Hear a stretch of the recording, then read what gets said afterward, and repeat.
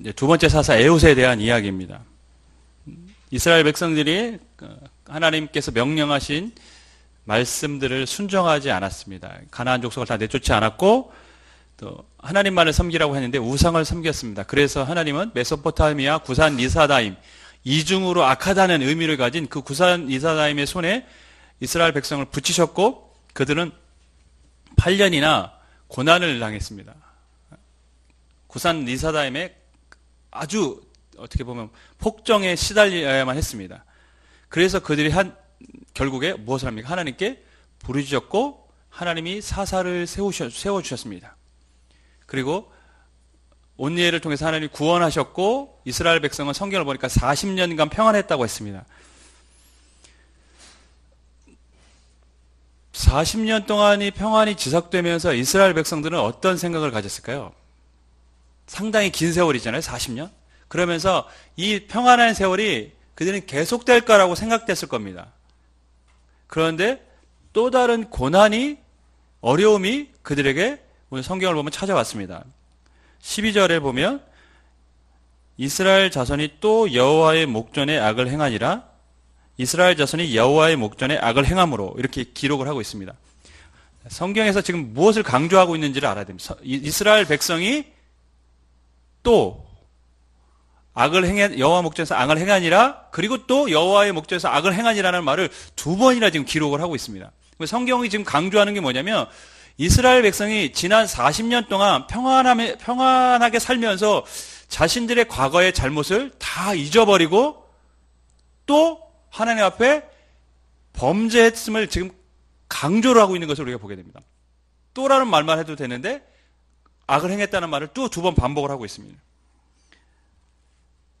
아마도 40년 세월 동안 그들은 평안하게 살면서 과거에 구산 리사다임에게 받았던 그러한 고난은 이미 까맣게 잊어먹고 있었을지도 모릅니다. 사람은 진짜 망각의 존재예요. 제가 봤을 때는. 잘 잊어먹습니다.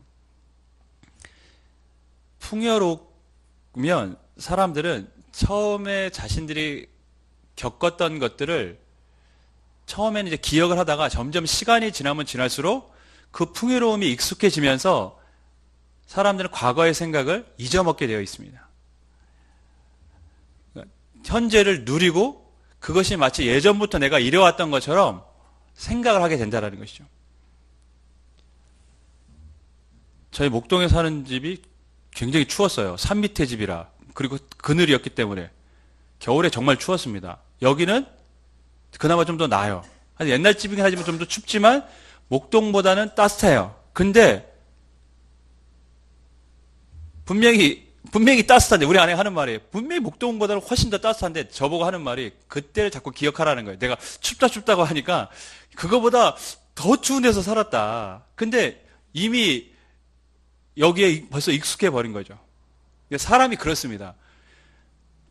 과거에 어려움이 있었지만 현재 그거보다 좀 더 나은 삶을 살아가면 과거의 어려움은 쉽게 잊어버리고 마치 자신은 그 생활을 원래부터 살았던 것처럼 그렇게 젖어 살아가게 돼 있습니다. 그것이 이스라엘 백성들이었습니다. 과거의 어려움을 기억했어야 되는데 그들은 평안하게 살다가 하나님을 점점점 잊어가고 있었습니다. 평안이라는 것은 성경에서 분명히 하나님이 주시는 복입니다. 하나님이 평안을 주신다고 성경은 말씀하고 있습니다. 그런데 또 하나 평안의 때는 영적으로는 무너지기 쉬운 때임을 성경은 우리에게 경고를 하고 있습니다. 그거는 이스라엘 역사뿐만 아니라 우리 개인의 그 인생사를 봐도 마찬가지입니다. 평안하면 사람들은 영적으로 타락하게 돼 있어요. 여러분 질문 하나 하겠습니다.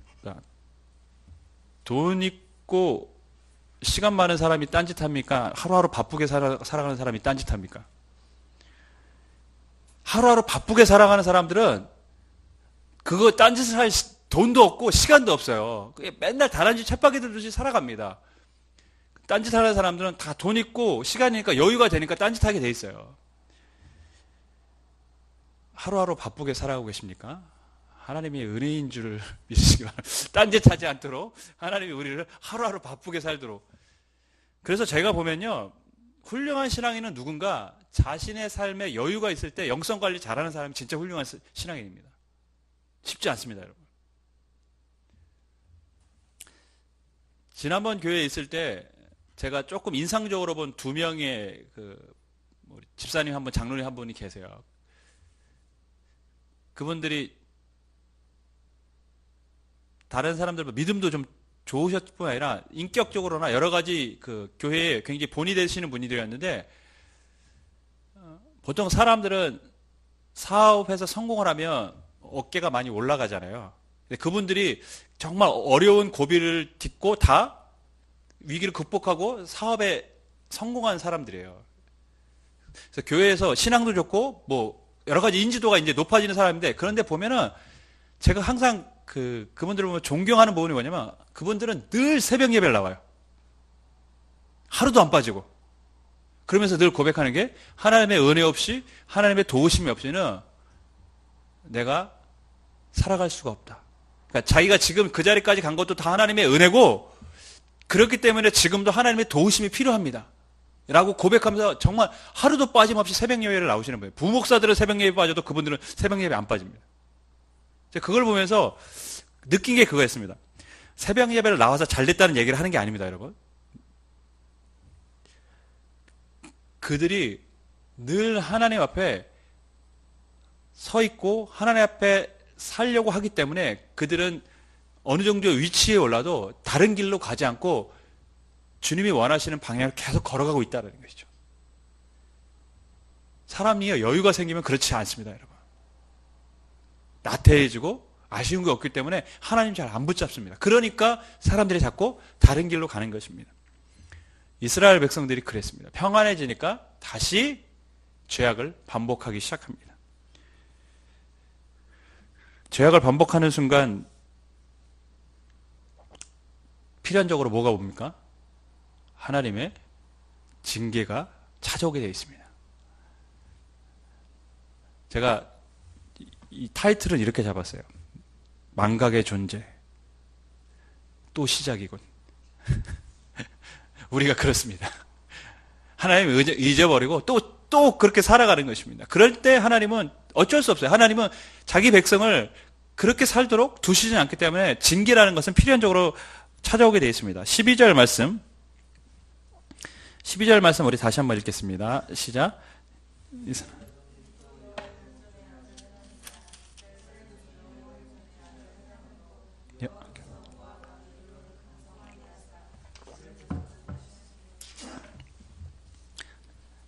그들이 또 악을 반복하고 있습니다. 그러니까 하나님께서는 이번에는 모압 왕 에글론을 사용하고 계심을 보게 됩니다.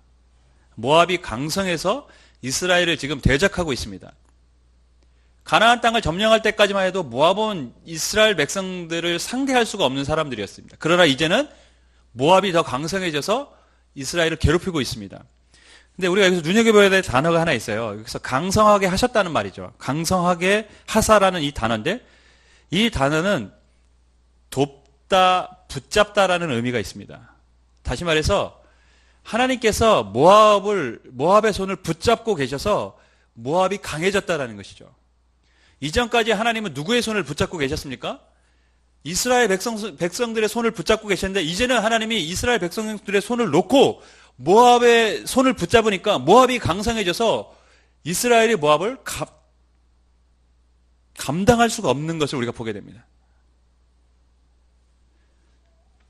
그러니까 이스라엘은 자신들의 역사에서 자신들이 스스로 강한 것이 아니라 하나님이 붙잡아 주셨기 때문에 강한 것입니다. 그러니까 하나님이 그 손을 놓고 모압의 손을 붙잡으니까 누가 강해집니까?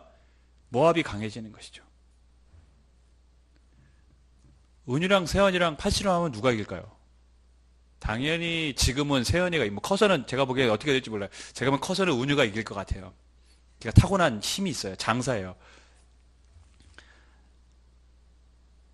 지난번에도 짤 20kg짜리 들은 것 같은데, 하여튼 들었어요. 이렇게 깜짝 놀랐습니다. 어쨌든 하지만 제가 은유 손을 딱 대주면 은유가 이기게 되어 있습니다. 제가 손을 떼면 당연히 은유가 지게 되어 있습니다. 제가 세연이에게 손을 대면 세연이가 이기게 되었습니다.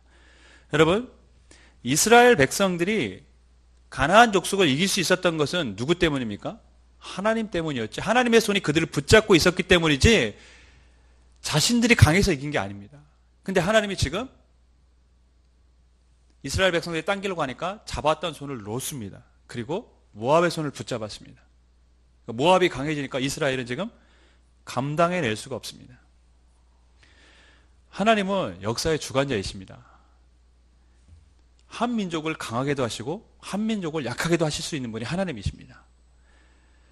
여러분, 이스라엘 백성들이 착각했던 게 뭐냐면 하나님은 자신의 수호신이라고 생각했던 것이죠. 하나님은 이스라엘 백성의 수호신이 아닙니다. 그들이 뭘 하든지 간에 어떻게든지 간에 그들을 돕는 분이 아닙니다. 이스라엘 백성이 하나님의 말씀에서 어긋나면 하나님은 그들의 손을 놓습니다. 그리고 다른 나라의 민족의 손을 잡고 이스라엘 백성을 심판하십니다. 그 이유는 하나님이 이스라엘 백성들을 향한 마음이 있기 때문에 그렇습니다. 다른 길로 가니까 다시 돌려보내기 위해서 하나님은 다른 민족을 강하게 하시는 것입니다. 손을 놓았다는 얘기가 구원을 못 받았다는 얘기가 아닙니다. 하나님이 바른 길로 인도하신다는 것이죠. 하나님은 결코 자기 백성을 포기하시지는 않으십니다. 지금 포기하시지 않기 때문에 손을 놓은 거예요. 잠시. 여러분, 어느 누구도 하나님이 우리의 손을 잡고 계신데 그 손을 놓기를 기대하는 사람은 아무도 없습니다. 다 하나님이 끝까지 우리 손을 잡고 가길 바랄 것입니다. 평범한 삶은 권태로우니까 채찍이라도 맞아야 삶에 뭔가 재미가 있고 활력이 넘친다고 생각해서 하나님께서 내 손을 놓아주길 기대하는 사람 아무도 없습니다. 여러분, 하나님은 누구의 손을 그럼 잡고 계시는 것입니까? 무조건 하나님이 내 편이라는 생각은 오늘 성경이 잘못됐다는 것을 우리에게 말씀하고 있습니다. 하나님은 무조건 우리 편이 아닙니다. 하나님은 하나님의 뜻대로 살아가는 사람들의 손을 붙잡으십니다. 근데 자기 백성이 그렇지 않을 때는 되돌리기 위해서라도 그 손을 잠시 놓으십니다. 주 안에 사랑하는 여러분, 저와 여러분이 하나님의 뜻대로 살아가기로 작정하고 믿음의 길을 걷는다면 하나님은 그 붙잡은 손을 놓지 않고 우리와 동행해 주실 줄 믿습니다. 이스라엘 백성들은 그래서 모압 왕 에글론에게 무려 몇 년입니까? 18년이라는 긴 세월을 억압을 받습니다. 13절, 14절 말씀인데요. 우리 같이 읽겠습니다. 시작. 에글론.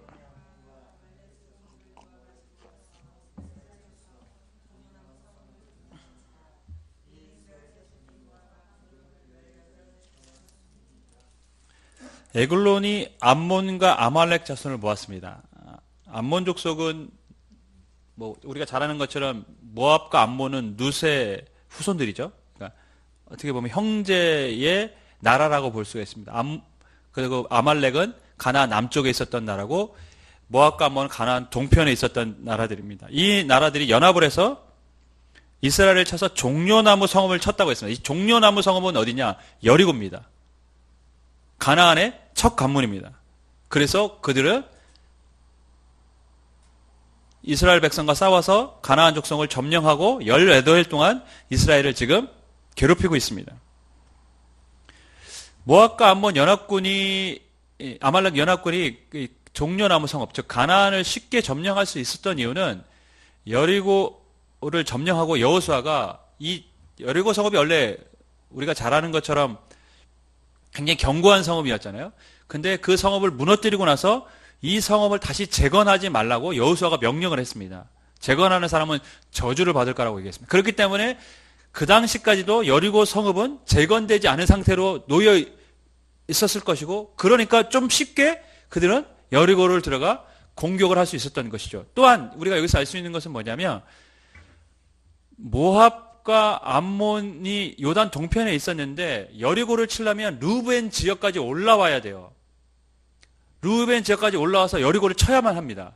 그렇다면 지금 우리 성경의 이스라엘 땅 분배로 보면 모압과 암몬과 아말렉 지역은 요단 동편의 루벤 지역도 어느 정도 타격을 주고 지금 가나안 요단을 건너서 가나안 서쪽에 지금 공격을 하고 있다는 것이죠.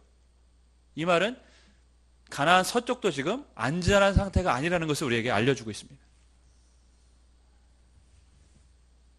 그래서 이스라엘 백성들은 이 전쟁을 통해서 패배하고 결국에 18년이나 되는 긴 세월을 모압 왕 에글론을 섬기게 되었습니다. 여러분 8년도 실은 길게 느껴졌잖아요. 구산 리사라임 때. 근데 18년이면 어떨까요? 18년 동안 오늘 성경을 보면 공물을 바쳤다고 기록을 하고 있습니다. 공물 뭐죠? 조공을 바친 겁니다. 매년 풍년이 들면 조공을 바치는 게 그나마 수월하겠죠.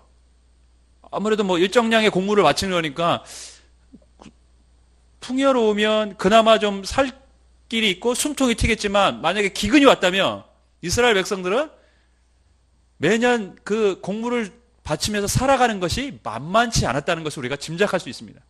먹고 사는 문제. 그러니까 28년의 세월 동안 그들이 어떤 해는 정말 먹을 것이 없어서 고통을 당해야 되는 그 매일매일 먹고 사는 염려를 해야 되는 그 삶이 계속됐다는 것이에요. 얼마나 공고하고 괴롭고 이 세월이 빨리 끝나기를 바랬을까요? 그렇게 세월이 흘러가자 드디어 그들은 하나님 앞에 뭘 합니까? 부르짖기 시작했습니다. 저는 참 궁금합니다.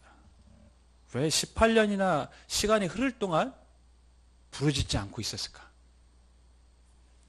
15절 말씀 우리 같이 있습니다. 시작.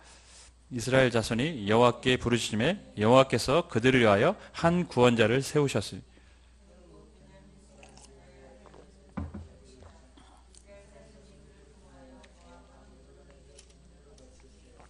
예. 하나님께 부르짖자 하나님이 누구를 세우십니까? 한 구원자를 세우셨습니다. 40년 동안 태평하고 살 때는 하나님 다 이제 잊고 살아가고 있습니다. 그러다가 어려움 당하니까 또다시 아쉬웠고 본인들이 힘들고 살기 어려울 것 같으니까 누구를 찾습니까? 하나님 앞에 부르짖고 있습니다. 이러한 이스라엘 백성들을 바라보면 하나님 어떤 마음이실까요? 태평할 때는 하나님 모른다고 살아가고 있고 아쉬우면 그제서야 자기들 아쉬우니까 하나님 살려주세요 이러고 있고 제가 며칠 전에 크리스마스 선물을 미리 우리 아이들에게 줬어요. 하도 뭘 사달라고 해가지고 그래 이건 그럼 미리 사주는 거야 하고 선물을 사줬습니다. 우리 이리에게는 예쁜 토끼 인형을 사줬어요. 토끼 인형 갖고 싶다고 해서 너무 좋아. 그 사줄 때는 뭐 아빠가 최고였죠. 아빠 좋아요, 아빠 사랑해요. 걔는 또 표현도 잘하거든요. 그런 거 막. 근데 이래가 며칠 계속 아팠어요. 그래서 막 많이 누워 있었는데 제가 안쓰러워가지고 같이 옆에서 누우려고 이랬더니 딱 하는 말이야. 아빠 내 옆에 눕지 마. 제가 속으로 이런 배은망덕한 것 사줄 때는 막 아빠 뭐 막 이런 표현 쓰다가 아빠는 자기 옆에 눕지 말래요. 내가 다시는 사주지 말아야지. 하지만 또 사주게 되겠죠. 예, 여러분 하나님의 마음이 어땠을 것 같습니까? 배은망덕한 놈? 이렇게 생각했을까요? 아쉬우니까 찾는구나. 근데 하나님 마음이 그렇지 않았습니다. 하나님은 왜 이제야 나를 부르니입니다. 왜 이제야 나를 부르냐? 왜 지금까지 안 불렀느냐? 왜냐하면 하나님께서 모압 왕 에글론을 채찍으로 사용하신 이유가 무엇입니까? 하나님을 부르도록 하기 위해서 하나님 앞에 부르짖도록 하기 위해서 채찍으로 사용하신 겁니다. 그러니까 하나님은 모압 왕 에글론을 사용하셔서 이스라엘을 지금 고통스럽게 하고 있는데 빨리 하나님 앞에서 부르짖고 그 고통의 순간을 모면하기를 원하시는 이스라엘 백성이 이런 미련한 놈들이 그것을 하나님의 마음을 이해하지 못하고 버팅기고 있었던 것이죠. 하나님은 하루빨리 하나님 부르짖기를 원하셨던 것입니다. 18년의 세월이 지나도록 답답한 것은 제가 봤을 땐 이스라엘 백성이 아니라 하나님이셨다고 봅니다. 하나님 마음이 더 답답한 거예요. 쟤네들이 왜 안 부르짖고 있지? 왜 저러고 있지? 여러분, 하나님이 어떻게 하십니까? 이스라엘이 부르짖자마자 사사를 세우십니다. 그리고 이스라엘 백성을 구원해 내십니다. 제가 지난주에도 말씀드렸지만 우리가 하나님 앞에 부르짖을 때 하나님의 구원의 역사가 시작되는 것입니다. 하나님이 우리가 부르짖을 때 일하기 시작하십니다. 온니엘을 세우신 이유도 지금 우리가 읽은 본문에서 에훗을 세우신 이유도 이스라엘이 하나님 앞에 부르짖었기 때문에 하나님께서 사사를 세우신 것입니다. 부르짖으면 하나님은 기다리고 계셨다가 우리를 도우실 준비를 하고 계십니다. 그래서 아까 제가 말씀드렸죠. 훌륭한 신앙인은 평안한 때 자기 영성관리 잘하는 사람이라고 했다면 지혜로운 신앙인은 뭡니까? 되도록이면 빨리 하나님 앞에 부르짖는 사람이 지혜로운 사람입니다. 미련한 신앙인은 뭡니까? 끝까지 하나님 앞에 부르짖지 않다가 참 나중에 돼서 부르짖는 사람들. 여러분, 다른 사람에게 부르짖어봐야 우리에게 도움되는 사람 별로 없습니다. 남편 소리 질러봐야 서로 마음만 상합니다. 자녀들도 마찬가지고요. 부르짖을 대상은 하나님인데 가능하면 빨리 부르짖는 것이 하나님이 우리에게 원하시는 것이고 그것이 하나님의 도우심을 받는 가장 현명한 방법입니다. 여러분, 간혹 사람들이요, 하나님께 부르짖는 거에 염치 없다고 생각할 때가 있어요. 이스라엘 백성들처럼 반복되는 제약을 막 한다든가, 또 하나, 내가 이렇게 아쉬울 때만 하나님 앞에 부르짖어도 되나? 이런 마음을 가질 때가 있어요, 사람들이. 근데 그것은 하나님의 마음이 아닙니다. 하나님이 지금 이스라엘 백성을 괴롭게 하신 이유가 뭐냐면 하나님 앞에 부르짖고 다시 하나님을 찾도록 하기 위함입니다. 하나님은 가능하면 빨리 우리가 염치 불구하고라도 하나님 부르짖기를 원하십니다. 사사기의 내용이 다 그겁니다. 염치 불구하고 하나님 부르짖으면 하나님 도와주십니다. 하나님께 염치란 없습니다. 여러분, 하나님께 부르짖을 때는 염치라는 거 없어요. 그냥 부르짖으면 됩니다. 하나님, 제가 너무 죄송해서요. 그건 하나님의 마음을 몰라주는 것입니다. 하나님은 오히려 그 마음 갖고 하나님 앞에 부르짖기를 원하십니다. 주 안에 사랑하는 여러분, 때때로 우리가 염치 불구할 때가 있어요. 저도 있습니다. 입이 안 떨어질 때 있습니다. 근데요, 그때 입을 열면 하나님의 은혜가 임하는 걸 경험하게 됩니다. 지금도 나를 사랑하시고 나를 주목하고 계신 하나님을 보게 됩니다. 만나게 됩니다. 여러분, 신앙생활 하면서 그렇다고 계속 염치 없는 행동을 하라는 얘기가 아니라 우리가 연약해져서 그럴 수밖에 없지만 그래도 하나님의 뜻은 무엇이냐? 우리가 그래도 하나님 앞에 나와서 부르짖기를 원하신다는 것이죠. 저와 여러분이 언제든지 하나님 앞에 나와서 부르짖을 수 있는 지혜로운 신앙이 되기를 주님의 이름으로 간절히 축원하겠습니다. 오늘 본문을 보면 하나님이 사사를 세우셨는데 그 사사에 대한 설명이 베냐민 사람 게라의 아들 왼손잡이 에훗이었다, 이렇게 기록을 하고 있습니다. 물론 이제 베냐민 사람을 사사로 세운 것은 어떻게 보면 당연한 것일 수도 있습니다. 왜냐하면 이스라엘 백성이 땅을 분배할 때 여리고 지역이 베냐민 지역이기 때문에 여리고 성을 점령당하기 때문에 그곳에서 사사가 나온 것은 너무나도 당연한 수순이었을 수 있습니다. 하지만 우리가 이제 본문을 보면서 눈여겨봐야 될 부분은 뭐냐면 왼손잡이 에훗이라는 것이죠. 히브리 원어로 왼손잡이라는 말의 정확한 뜻은 오른손을 사용하지 못하는 사람이라는 뜻입니다. 그러니까 문자 그대로는 오른손에 핸디캡이 있는 사람이 왼손잡이입니다.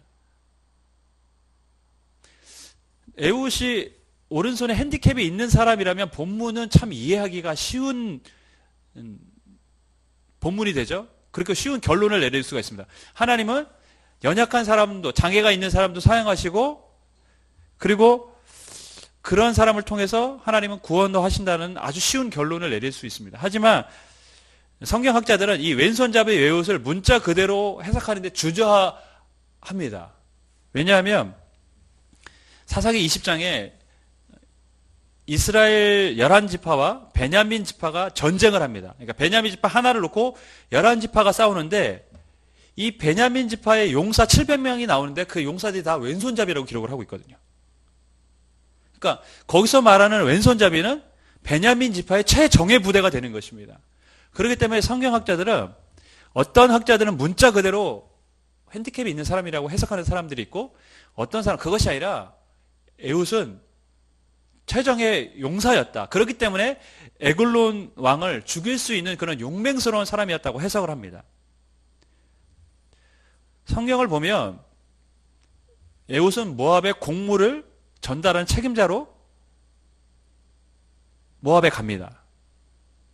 그런데 거기서 에글론에게 빈틈을 노려서 어떻게 합니까? 에글론을 죽입니다.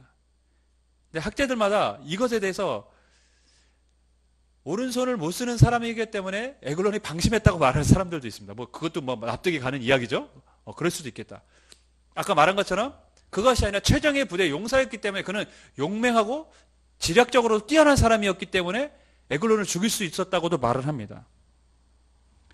뭐 제가 보기엔 어느 것 하나 다 틀렸다고 말하기도 힘들고 어느 편이 옳다고 손을 들어주기도 쉽지 않은 상황입니다.